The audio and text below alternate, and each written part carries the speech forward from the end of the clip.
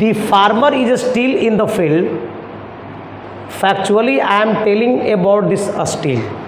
जरा ध्यान सुनोगे, स्टिल तुम्हारा एक एडवर्ब है। मैंने एडवर्ब को पहचानने के लिए बताया था कि यदि सब्जेक्ट के बाद अगर तुम्हारा वर्ब हो तो सब्जेक्ट और वर्ब के बीच में एडवर्ब आ सकता है। एक और मैंने बताया था कि सब्जेक्ट के बाद अगर वर्ब है तो वर्ब के बाद ये कोई ज़रूरी नहीं है कि वो ऑब्जेक्ट आएगा, एडवर्ब भी आ सकता है। तो factually I am telling you कि इस सब्जेक्ट और याद रखना ये आपका एक्सिलरी वर्ब है और यहाँ पर आपका मेन वर्ब आएगा। तो अगर सर याद रखिएगा इस एक्सिलरी वर्ब और इस मेन वर्ब के बीच में ये जो वर्ड बैठा हुआ है वह आपका स्टिल बैठा हुआ है और still is working here adverb, यहाँ पर एक एडवर्ब के रूप में यह बैठा हुआ है। लिसन टू मी, अगर आपका word students nowadays, this days, at right now, this time, just, just now और अगर स्टिल हो तो वह प्रेजेंट कंटिन्यूअस में सेंटेंस अधिकांश चला जाता है, अधिकांश प्रेजेंट कंटिन्यूअस में इसका प्रयोग किया जाता है। याद रखिएगा। सो आपका आंसर हो जाएगा बाबू सी।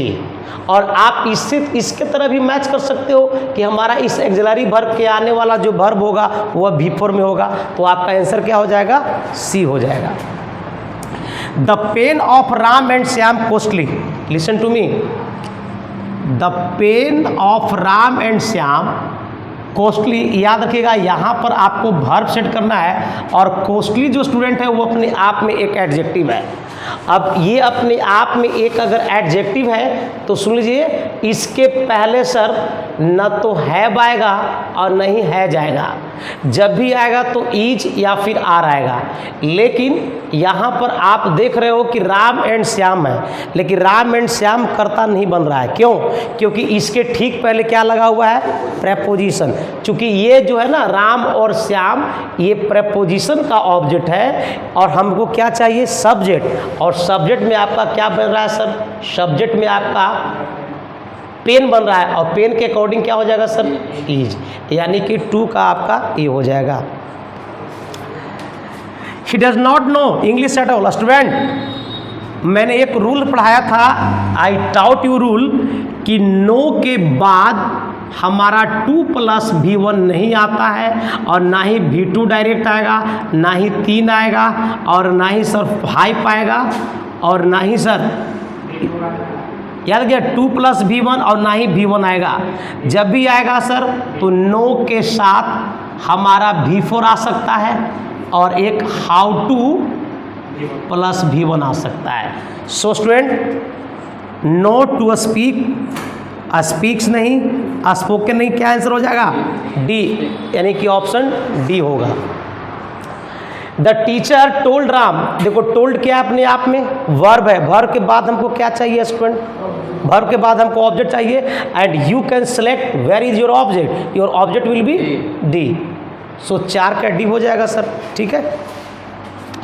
देर is no possibility of coming, sir this is your preposition and after the preposition coming let that's your noun. और नाउन के रिवर्स में कौन आएगा student? Adjective. Where the adjective? D for the line, यानी कि there हो जाएगा, there आपका सेट हो जाएगा। Listen, water that you drink is pure. अब एक चीज़ याद रखिएगा, water that you drink is pure, जिस पानी को या जो पानी को जो आप पीते हो ना वह शुद्ध है। तो यहाँ पर जो वाटर है वह डिफिनिट है और डिफिनिट के लिए हम लोग क्या यूज करते हैं स्टूडेंट? दी, यानी कि सर दी हो जाएगा। 7 Ram and Shyam usually to me, Ram and Shyam अपने आप में सब्जेक्ट हुआ, यूजुअली अपने आप में एडवर्ब है और हमको यहाँ पर मेन वर्ब चाहिए स्टूडेंट।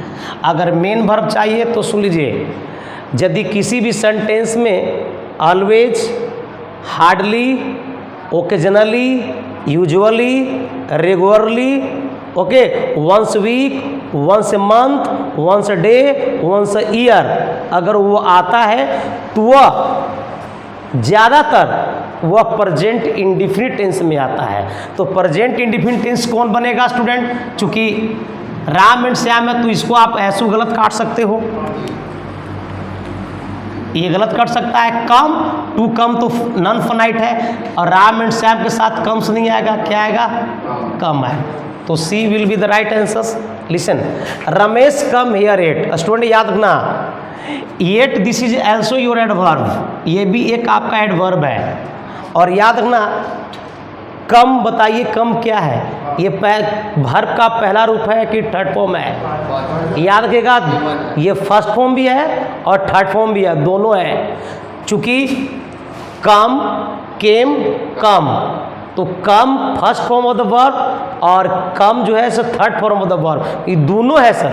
अब दोनों है तो एक चीज़ याद रखना, डिडंट के साथ कम आएगा, डज नॉट के साथ कम आएगा, इजंट के साथ नहीं आएगा सर। हैजंट के साथ कम भी 3 आ सकता है। तो student I am telling you कि yet this is an adverb which always goes in present perfect tense. तो that's why we have two selections, या we have to select D. याद रखिएगा sir, did not, Ramesh did not come, Ramesh does not come, Ramesh isn't come नहीं होना चाहिए, और Ramesh has not come, ये सब सेटलमेंट हो रहा है। एवरी वर्ड मतलब जो है से फिट हो जा रहा है, लेकिन हमको एट के वजह से इसको प्रेजेंट में लाना पड़ रहा है।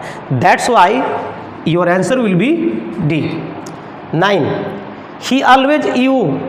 Sir he always, always that is your adverb. अब एडवर्ब ये तुम्हारा एडवर्ब है, तो इसके बाद हमको चाहिए वर्ब, और वर्ब जाए तो ही के साथ क्या होगा सर? टू हेल्प नहीं है, नॉन फाइनाइट, ये भी नॉन फाइनाइट, हेल्प नहीं, क्या हो जाएगा? हेल्प्स हो जाएगा, यानी कि 9 के सी हो जाएगा। This is best, best what is this? Superlative degree. और सुपरलेटिव डिग्री के पहले कौन सा आर्टिकल लगाते हैं आप? दी लगाते हो। अब दी लगाते हो तो आपका सी आंसर